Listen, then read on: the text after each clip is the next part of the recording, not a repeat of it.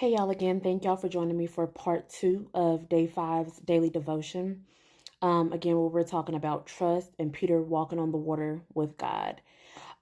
So, the devotional question that I pose to you guys tonight is which circumstances in your life are like the waves that intimidated Peter?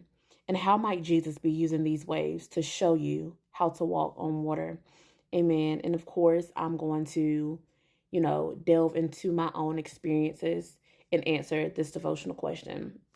So I would say, y'all, one of my biggest waves is my fear of failure, um, as well as my fear of things not happen in the way that I want them to happen on the timing that I want them to happen. Amen. So, for example, a little about me, I have a psychology bachelor's degree and I also have a master's in clinical mental health counseling, y'all.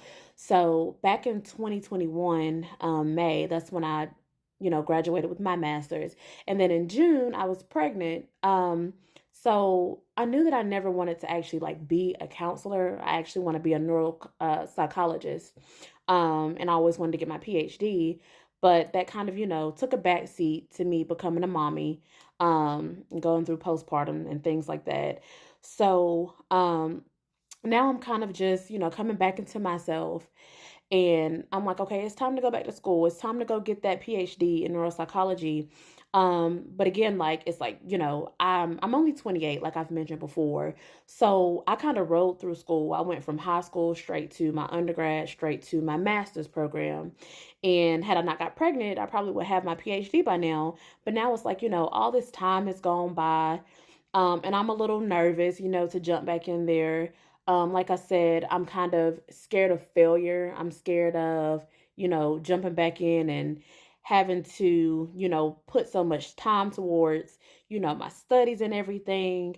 Um, and also, too, a little bit, I'm scared of, because I want to be a neuropsychologist, but I also want to open my own practice. So I am a little fearful of, having a failing practice because I want it to be holistic.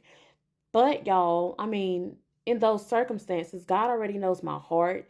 He knows that that is one of my biggest desires. And also, He knows that I am very fit to spread His word and do His work in the mental health capacity. Amen. Because there are really a lack of, especially African American practitioners, y'all. So God knows my heart, and He's actually set me up and equipped me for a time in a career such as this, but I'm holding myself back, um, aka because of my waves, my fears, y'all.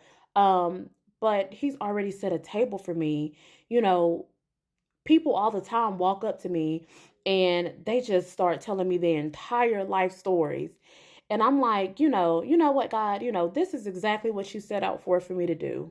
Because these people don't know me from a can of paint, but they feel comfortable enough to confide in me, to entrust in me, like I said, and tell me their whole entire life story. Don't know me from anything, don't know me from Adam.